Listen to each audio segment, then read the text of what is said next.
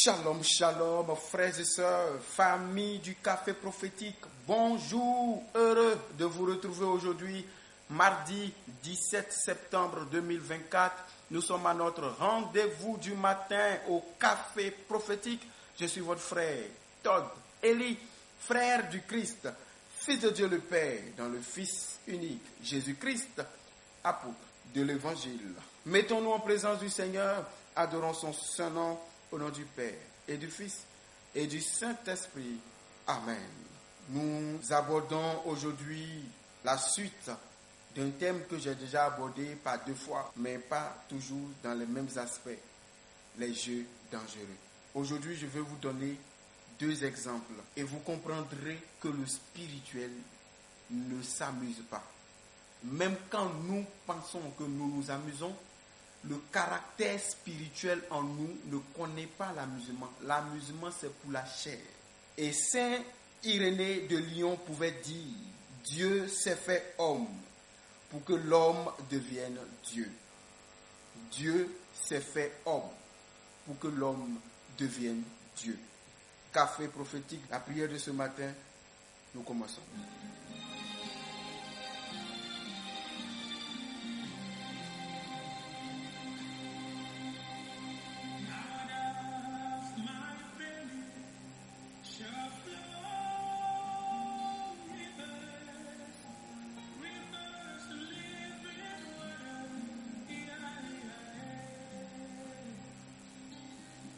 Seigneur mon Dieu, mon roi, je viens ce matin avec mes frères et mes sœurs. Nous nous unissons de cœur devant ton trône pour reconnaître qu'il n'y a point d'autre Dieu sur la terre que toi seul. Les autres dieux sont de faux dieux. Les autres dieux sont morts. Et nous voulons vivre avec l'unique Seigneur, vainqueur de la mort, de la tombe, vainqueur du monde. Nous voulons vivre avec toi seul, Yeshua Mashiach. Nous nous tournons vers ton trône ce matin. Nous nous prosternons jusqu'à terre pour te donner l'honneur, la grandeur, la gloire et la majesté. Nous savons qui tu es et nous voulons accueillir ta personne en nous, ô Jésus. C'est toi qui donnes vie. Viens nous donner la vie. Par ton esprit, que ce qui est mort en nous revienne à la vie. À toi la gloire.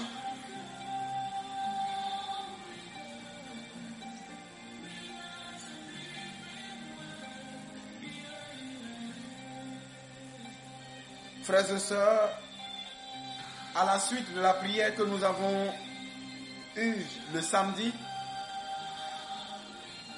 à une partie de la prière, nous avons utilisé le texte de 1 Chronique 29, verset 11. Et nous avons demandé la grandeur, la puissance, la splendeur, l'éternité et la gloire de Dieu. Pendant que nous étions en train de prier, que nous invoquions, que nous appelions sur nous ces 5 choses-là, l'une de nos sœurs a eu une vision, comme un flash. Et l'Esprit du Seigneur l'a ramenée à une scène de son enfance. Lorsqu'elle s'amusait avec ses sœurs au village. C'était quel jeu? Pendant qu'elles étaient en train de jouer, elles ont imité les danses des féticheurs, des danseurs de fétiches des villages. Elles ont reproduit, pendant qu'elles étaient en train de s'amuser entre elles à la maison, ce qu'elles avaient l'habitude de voir faire. Donc elles ont pris une calebasse, elles ont coupé des feuilles, des fleurs, des tiges d'arbres, des branches, des choses comme ça qu'elles ont mis dans la calebasse. Et puis elles ont commencé à imiter les chants, les danses. Et elles s'amusaient. Elles étaient entre elles des enfants à la maison. Elles étaient en train de s'amuser. Et pendant ce moment de l'amusement, tout était bien. La soeur me dit qu'elles se sont bien amusées, qu'elles ont bien ri, qu'elles ont dansé, que c'était vraiment une scène, vraiment elles se sont lâchées à fond. Mais pourquoi le Saint-Esprit, pendant qu'on est en train de prier samedi passé là, où on est en train d'évoquer la grandeur de Dieu, la puissance, la splendeur, la gloire de Dieu et tout ça, Dieu lui rappelle cette étape, cette scène de son enfance. Alors je lui ai dit, c'est ça que je tente de vous dire, c'est un jeu dangereux. Tout ce qui amuse n'est pas de l'amusement. D'ailleurs, comme saint Irénée de Lyon l'a dit, Dieu s'est fait homme pour que l'homme devienne Dieu. Si tu comprends que tu es un Dieu, tu peux savoir que quand tu t'amuses, toi tu dis tu t'amuses, mais le spirituel ne conçoit pas que Dieu s'amuse. Le spirituel ne conçoit pas l'amusement. Ce n'est pas parce que ça vous amuse que c'est de l'amusement dans le spirituel. Le spirituel ne connaît pas ça. C'est la chair, c'est l'humain qui s'amuse. Mais le divin, le spirituel ne s'amuse pas. Il y a de la bonne humeur, il y a la blague, il y a de l'allégresse, de la joie, il y a de l'humour. Dieu a beaucoup d'humour. Mais attention, je ne dis pas qu'il ne faut pas s'amuser. Je dis simplement, quand on s'amuse, faisons attention aux choses qu'on dit, aux choses qu'on fait. Parce qu'il ne faut pas être en train de s'amuser et détruire sa vie. Cette sœur-là qui m'a partagé cette image, je lui ai fait comprendre que Dieu ne t'a pas montré ça juste parce qu'il s'ennuyait. Il voulait que tu traites ce cas. Ça veut dire que pendant ton amusement-là, quelque chose, parmi les 5 choses qu'on était en train de demander à Dieu, c'est-à-dire la gloire, la puissance, la gloire, la grandeur de Dieu, toutes ces caractéristiques-là qui devraient être en toi et te permettre de grandir, l'une d'entre elles, ou bien tout, a été arraché, volé en ce moment-là. Et Dieu veut que tu t'appuies désormais sur cette image de ce que tu as vécu pour revivre la prière qu'on a faite, surtout à cette étape, pour demander à Dieu de régulariser, de gérer, de corriger ce qui a été biaisé et de te restituer ce qui t'a été volé, arraché, ou bien ce que tu as perdu, ce que tu as détruit toi-même à travers ce jeu-là. Frères et sœurs, elle était en train de s'amuser avec ses sœurs, elles imitaient les danses des féticheurs. Mais les esprits qui travaillent avec les féticheurs n'ont pas considéré ça comme de l'amusement. Ils ont considéré ça comme étant, même si elle est un peu inconsciente, leur désir, c'est parce que ça vous plaît que vous avez fait ça. Chanter et danser comme nous, mimer ce que nous on fait et trouver du plaisir dedans, même si vous n'en êtes pas tellement conscient, quelque part vous aimez ça. Quelque part vous voulez faire ça. Donc, les esprits n'attendent pas que vous soyez totalement conscient, ils se connectent. Et en se connectant, ils peuvent créer un pont entre vous et ces esprits-là. Et ces esprits-là commencent à vous mettre sous ce qu'on appelle le tutorat spirituel. Et ils vont vous voler. Ils vont vous arracher des choses. Et vous ne comprendriez pas pourquoi, quand vous grandissez, vous n'avez pas ce que vous êtes censé avoir malgré vos efforts. Mais parce qu'un jour, vous vous êtes amusé. Et que les esprits n'ont pas considéré ça comme de l'amusement. Ils sont rentrés en contact avec vous d'une manière ou d'une autre. Ils vous ont pris des choses. C'est aussi simple que ça. Je vais vous donner un deuxième exemple. Là, on a parlé de danse fétiche. N'est-ce pas? On a parlé de ceux qui ont mimé quelque chose qu'on a vu dans nos villages. Je vous donne un deuxième exemple qui s'est passé dans une ville de la Côte d'Ivoire, à Gagnoa.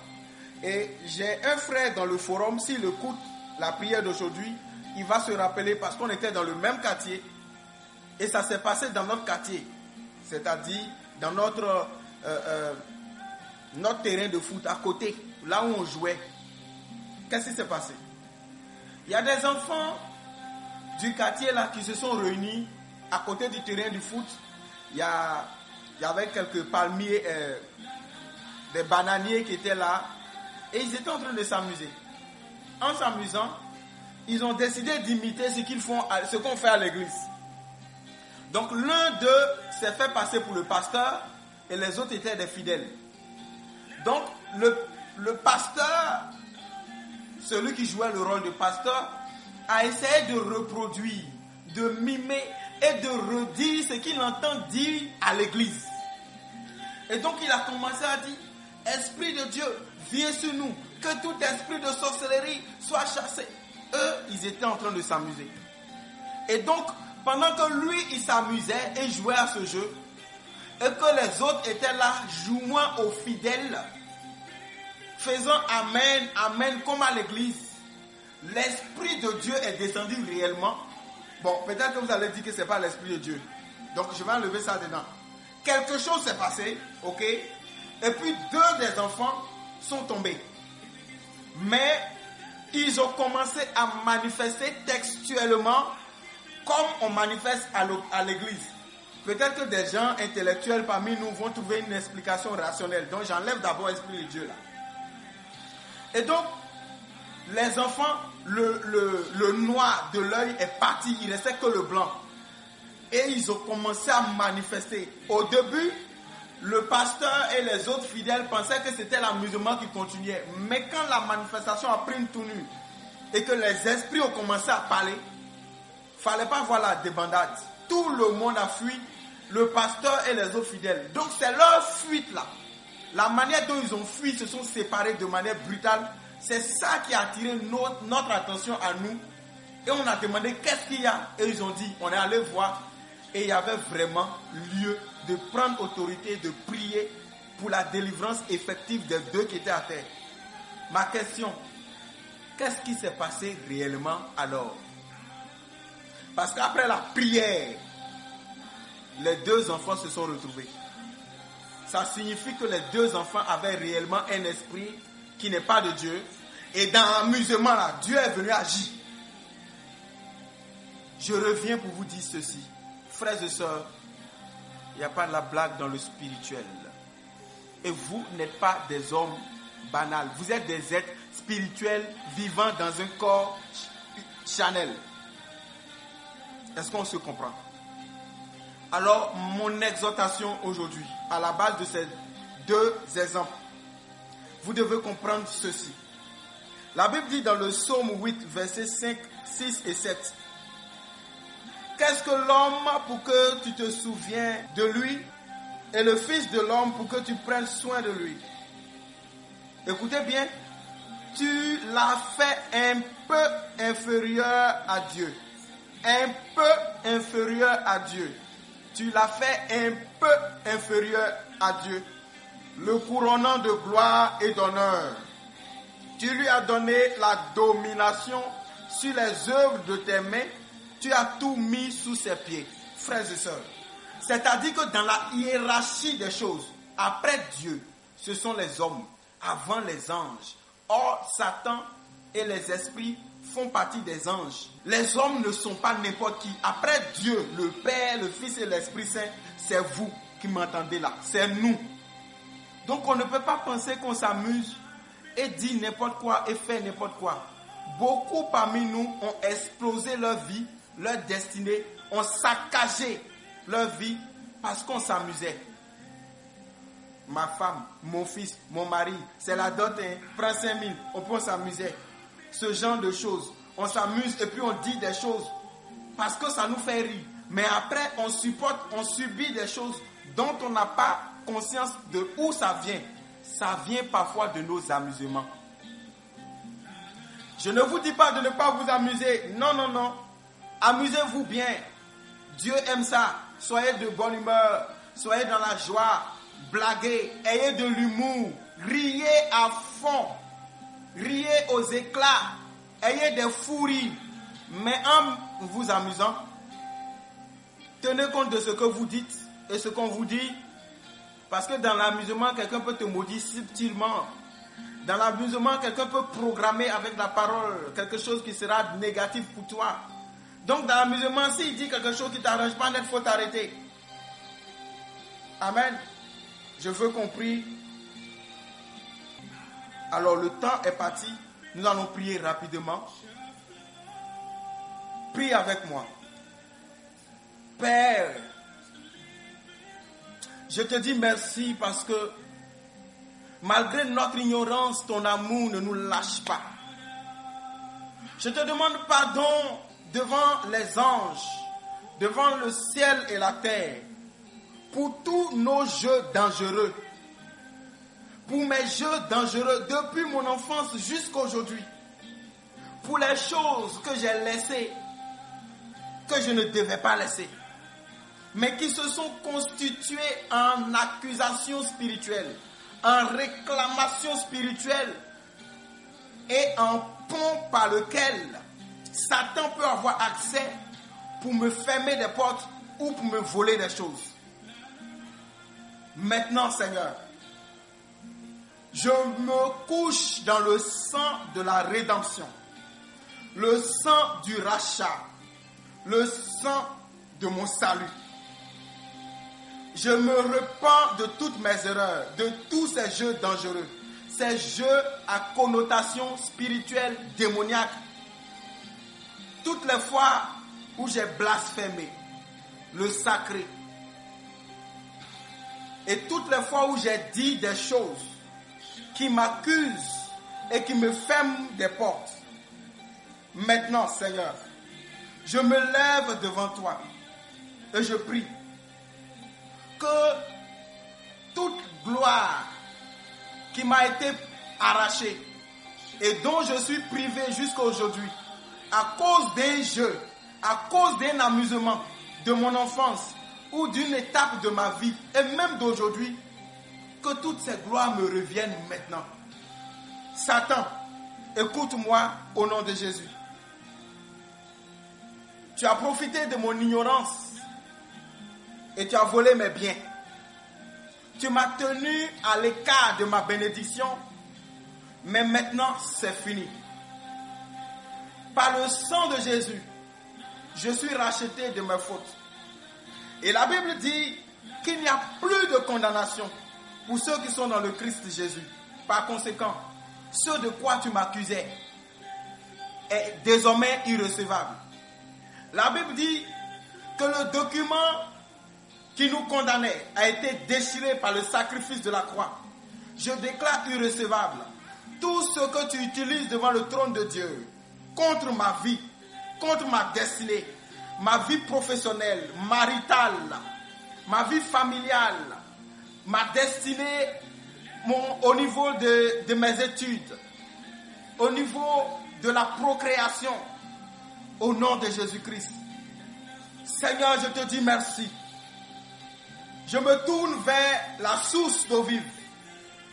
Et tout ce qui est mort en moi, pas de mon corps, pas de ma vie et pas de mon âme. Je reçois l'Esprit de Dieu, l'Esprit qui régénère, qui donne la vie à nouveau. Et je déclare, je décrète que maintenant, tout ce que Satan a volé, a arraché et a détruit à cause d'un amusement dangereux est restitué par la grâce de Dieu. La Bible dit que là où le péché abonde, la grâce surabonde. Maintenant, je demande la surabondance de grâce dans ma vie, là où Satan était venu creuser le fossé de la pauvreté, du manque, du déshonneur, de la misère, de la maladie et de tout ce qui est digne de son royaume. Je me connecte à la source intarissable de grâce du royaume de Dieu. Je déclare que je suis béni. Je suis remis sur les rails. Le Seigneur allume à nouveau, démarre mon véhicule, enclenche mon moteur et je roule maintenant à l'allure que Dieu veut. Je trouve ma vitesse de croisière. Je tourne au nom de Jésus-Christ de Nazareth et je produis mes résultats. Que tout ce qui m'a été arraché me soit redonné maintenant avec effet immédiat au nom de Jésus. Que tout retard que j'ai eu à vivre jusqu'à là soit rattrapé maintenant avec effet immédiat. Que toute maladie que tout manque dans mon âme et dans mon corps soit racheté par la santé divine et par l'abondance au nom puissant de Jésus-Christ de Nazareth. Seigneur, merci, car tu m'as béni et tu me bénis sans cesse. Amen.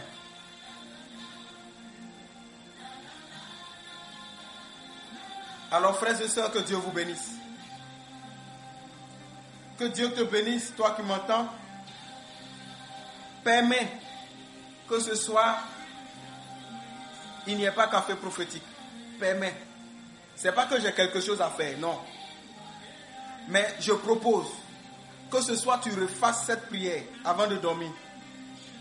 Peut-être que maintenant, tu n'auras pas assez de temps parce que tu vas au boulot ou bien c'est le travail. Mais le soir, revis cette prière et demande au Saint-Esprit, pendant que tu seras en train de revivre cette prière, de te rappeler tout ce que tu as fait, tout ce que tu as dit. Et ça t'a coûté cher dans un amusement. Frères et sœurs, le Saint-Esprit rappelle des choses de nos tendres enfance, des choses que la mémoire ne peut plus rappeler. Mais le Saint-Esprit vous rappelle cela. Moi, le Saint-Esprit m'a rappelé des choses que j'ai dit à mes parents. Ils n'en revenaient pas. Ils ne savaient pas comment je pouvais être informé de ça. Frères et sœurs, Dieu révèle les choses cachées. Qu'il vous révèle les choses cachées. Et qu'il vous rachète par le sang et le nom de Jésus-Christ. Son sacrifice à la croix. Au nom de Jésus-Christ de Nazareth, nous avons prié. Amen. Aujourd'hui, nous lisons le dernier chapitre du livre de Marc. Ah là, il y a des choses. Il y a à manger et à boire. Lisez posément, lisez bien. Et utilisez les paroles pour prier. Que Dieu vous garde. Excellente journée. À demain. Au nom du Père et du Fils et du Saint-Esprit. Amen.